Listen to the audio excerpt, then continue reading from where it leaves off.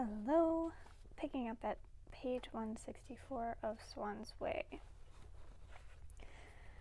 At the back of Mademoiselle Ventoise's drawing room, on the mantelpiece, stood a small portrait of her father, which she quickly went to get at the moment when the rattle of a carriage could be heard from the road outside.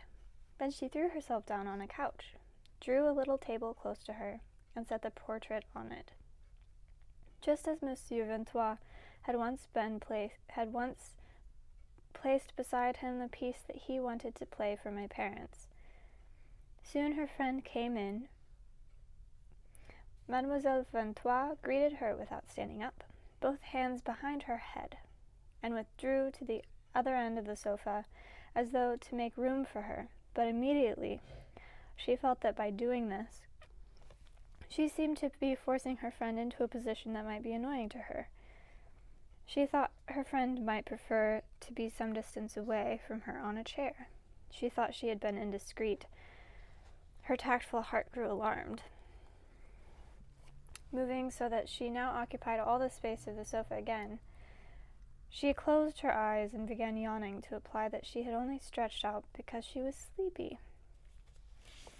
Despite the crude and overweening familiarity with which she treated her friend, I recognized her father's obsequious and reticent gestures, his sudden qualms. Soon she stood up and pretended to be trying to close the shutters without success. "No, leave them open," said her friend. "I'm hot." "But it's a nuisance. Someone will see us," answered Monsieur Ventois. Mademoiselle Ventois. But she must have guessed that her friend would think she had said these words only to goad her into answering with certain others that she in fact wanted to hear. But out of discretion she wanted to leave her friend the initiative of uttering. And so her face, which I could not see, must have assumed the expression that my grandmother liked so much, as she quickly added, "When I say see us, I mean see us reading. It's such a nuisance to think that whatever insignificant thing you may be doing, others' eyes are watching you." Out of an instinctive generosity and involuntary courtesy, she did not speak the premeditated words that she felt were indispensable to the full realization of her desire. And time and again, deep inside her, a timid and supplicant virgin entreated and forced back a rough and swaggering brawler. "Yes, I'm sure people are watching us at this hour in this densely populated countryside," said her friend, ironically. "And what if they are?" she added, thinking she had to give a mischievous, tender wink as she uttered these words, which she recited good-naturedly, like a text she knew Mademoiselle Ventois liked, in a tone that she tried to make cynical. "If someone saw us, so much the better." Monsieur Ventois shuddered up and stood. Her scrupulous and sensitive heart did not know what words ought to come to her spontaneously to suit the scene that her senses demanded. She searched as far away from her true moral nature as she could to find a language that would fit the depraved girl she wanted to be. But the words she thought that that girl would have uttered sincerely seemed false on her own lips, and the little she allowed herself to say was said in a stiff tone of voice in which her habitual shyness paralyzed her inclinations toward boldness, was interlarded with, "You're not too cold, are you? You're not too warm? Would you rather be alone and read? Mademoiselle seems to be having rather libidinous thoughts this evening," she said at last, probably repeating a phrase she had heard before on her friend's lips. Mademoiselle Ventoise felt her friend plant a kiss in the opening of her crepe blouse. She gave a little cry, broke free, and they began chasing each other, leaping, fluttering their wings, their wide sleeves like leaves, and clucking and cheeping like two amorous birds. At last, Mademoiselle Ventoise collapsed on the couch with her friend's body covering her, but the friend had her back turned toward the little table on which the old piano teacher's picture was placed. Mademoiselle Ventoise realized that her friend would not see it if her attention was not drawn to it, and she said to her, as if she had only just noticed, "Oh, that picture of my father is looking at us." "I don't know who could have put it there. I've told them a dozen times it does not belong there." I remembered that these were the same words Monsieur Ventoise had spoken to my father in connection with a piece of music. They were probably in the habit of using the portrait for ritual profanations, because her friend answered her in words which must have been part of her liturgical response. "Oh, leave him where he is. He's not bothering us anymore. Just think how he would start whining and try to make you put your coat on if he could see you there with the window open. The ugly old monkey." Mademoiselle Ventoise, with words of gentle reproach, "Come, come," which proved the goodness of her nature, because they were not dictated by the indignation she might have felt at this way of referring to her father. Evidently this was a feeling she had grown used to silencing in herself at these times, with the help of who knows what sophistical reasonings. But because they were a sort of curb that she herself, so as not to seem selfish, was applying to the pleasure that her friend was trying to give her. And, too, such smiling forbearance in response to these blasphemies, such as a tender, hypocritical reproach, may have appeared to her frank and generous good nature a particularly unspeakable form, a saccharine form of the wickedness she was trying to emulate. But she could not resist the attraction of the pleasure she would feel at being treated with such tenderness by a woman so implacable towards a defenseless dead man. She jumped on her friend's knees and chastely presented her forehead for a kiss.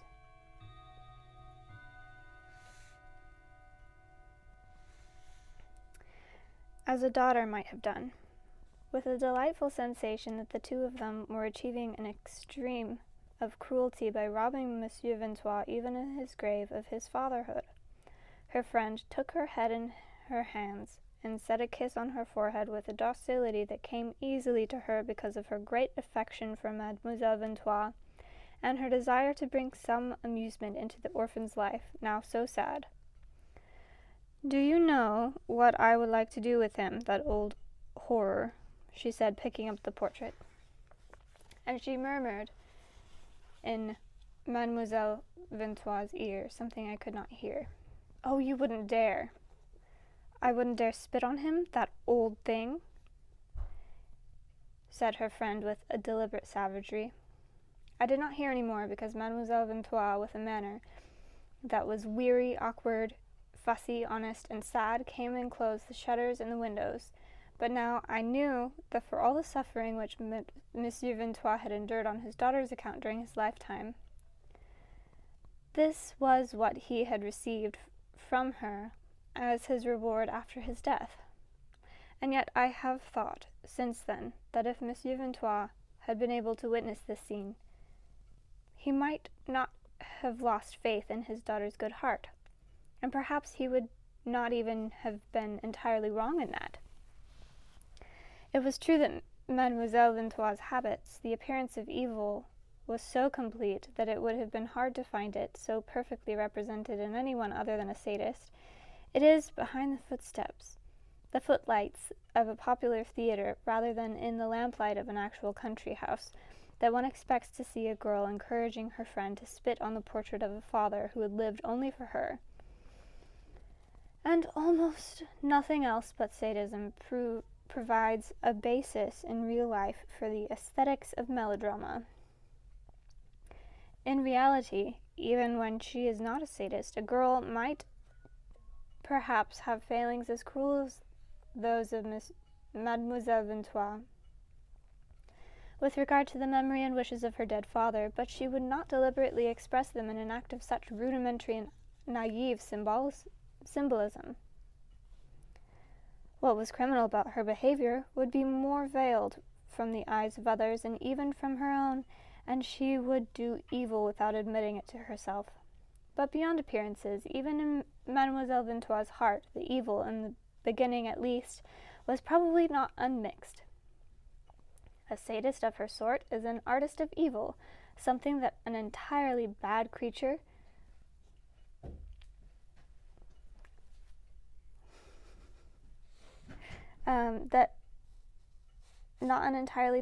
could not be, for then evil would not be exterior to her, it would seem to her quite natural, but not even be distinguishable from her, for as a virtue, memory of the dead, and filial tenderness, since she would not be devoutly attached to them, she would take no sacrilegious pleasure in profaning them.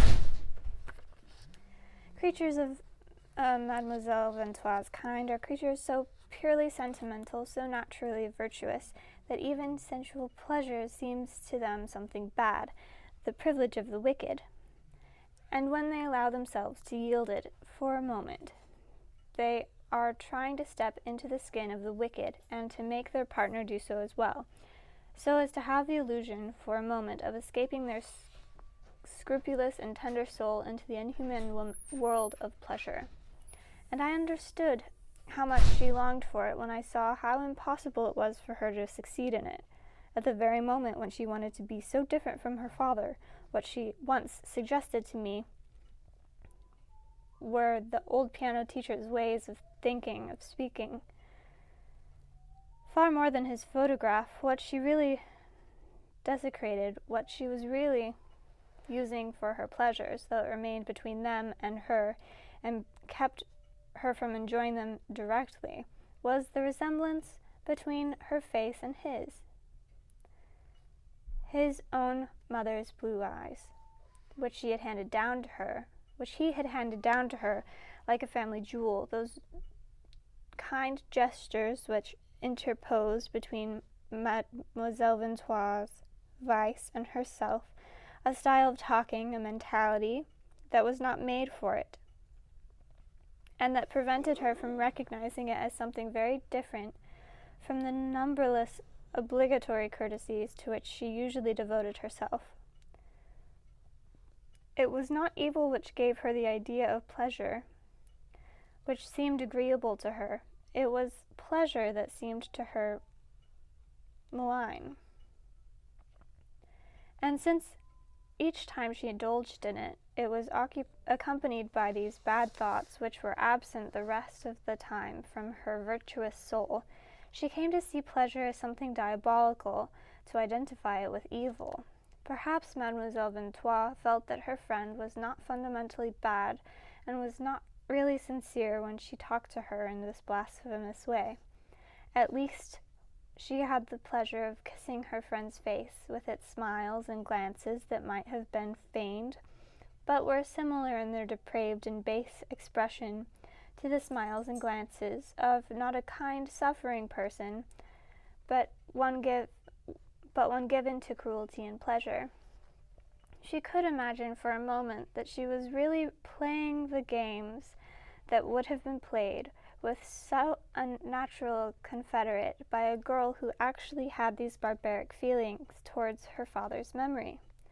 Perhaps she would not have thought that evil was a state so rare, so extraordinary, so disorienting, and to which it was so restful to immigrate, if she had been able to discern in herself, as in everyone else, the indifference to the sufferings one causes, which, whatever other names one gives it, is the terrible and lasting form assumed by cruelty. If it was fairly simple to go the Swanns Way, it was another matter to go the Swanns Way, because the walk was long, and we wanted to be sure of what sort of weather we would be having. When we seemed to excuse me.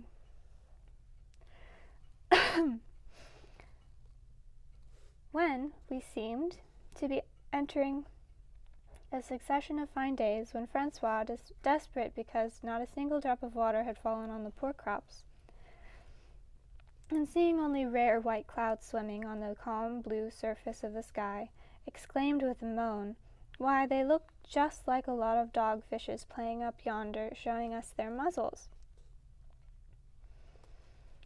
Ah, they never think to make it rain a little for the poor farmers, and then as soon as the wheat is well up, that's when the rain will begin to fall, pit-a-pat, without a break, and think no more of where it is falling than if it was falling on the sea." When my father had been given the same unvarying favorable response by both the gardener and the barometer, then we would say over dinner, "Tomorrow, if the weather's the same, we'll all go the Swanns Way."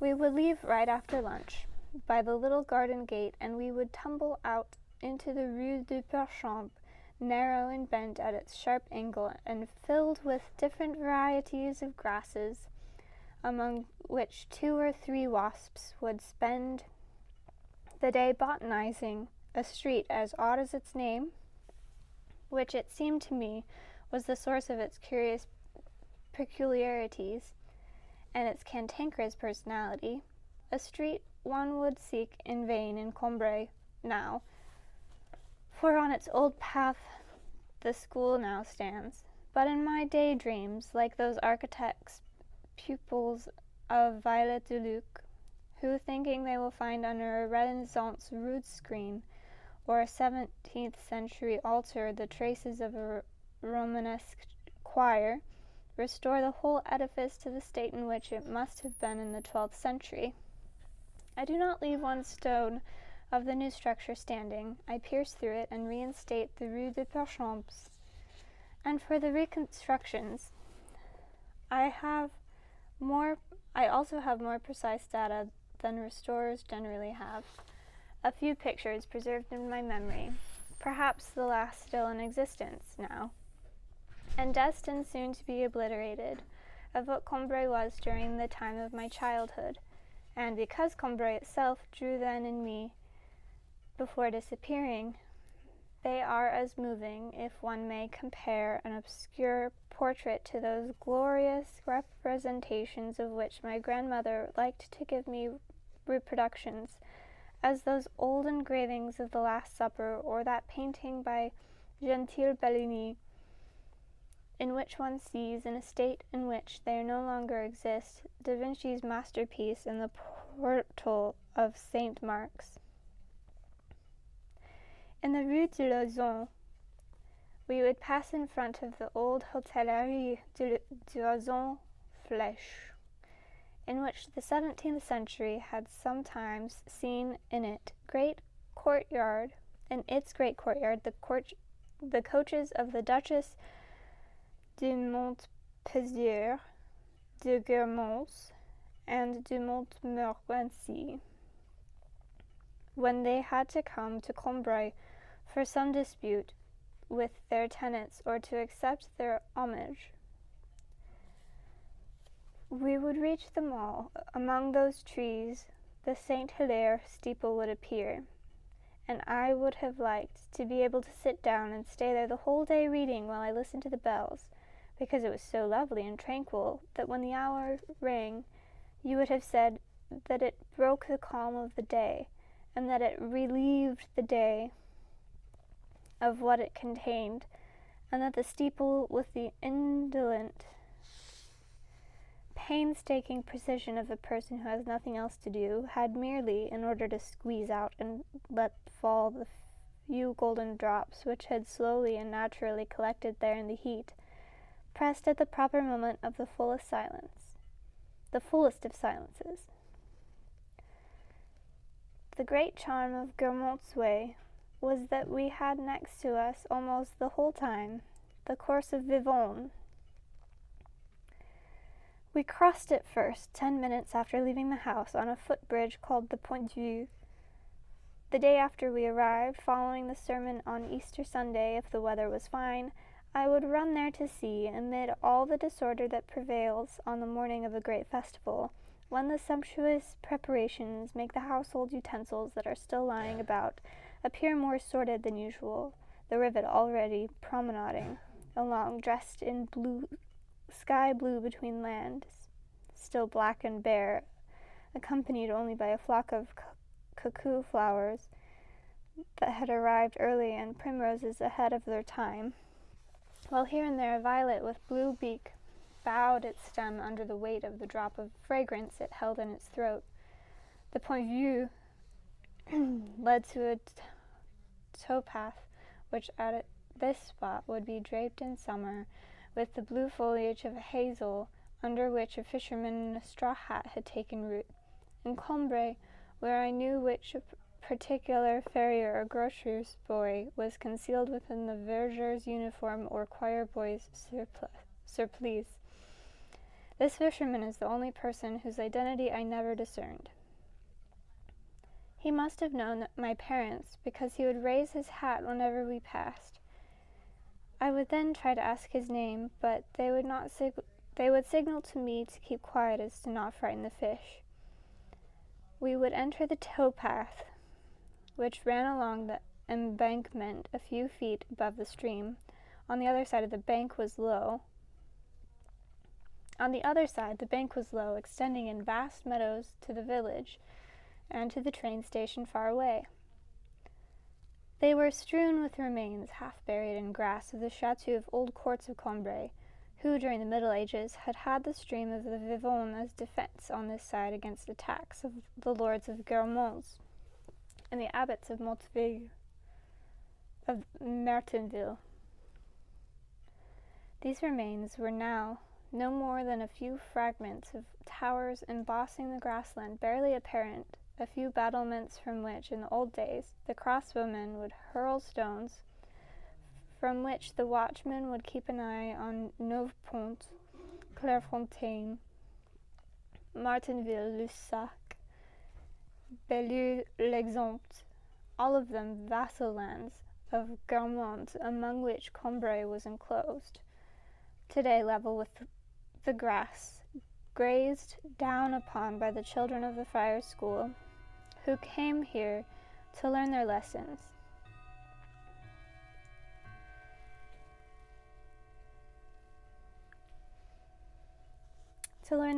Or play at a recreation time.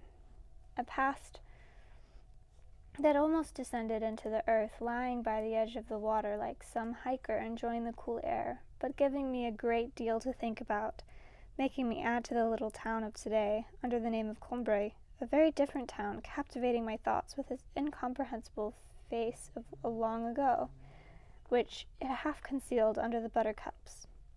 There were a great many of them in this spot, which they had chosen for their games on the grass, solitary, in couples, in groups, yellow as the yellow of an egg, shining all the more, it seemed to me, because, since I could not channel the pleasure which the sight of them gave me into any impulse to taste them, I would let it accumulate in their golden surface, until it became potent enough to produce some useless beauty. I did all this starting from my earliest childhood, when I would stretch my arms out towards them from the towpath, as though I could not yet correctly spell their pretty name, the name of some prince from a French fairy tale, whereas perhaps they had come from Asia many centuries ago, but were now naturalized for good in the village. Content with the modest horizon, liking the sun and the water's edge, faithful to the little view of the station, but still retaining, like some of our old paintings in their folksy simplicity, a poetic luster of the Orient. I'm stopping here at page 172.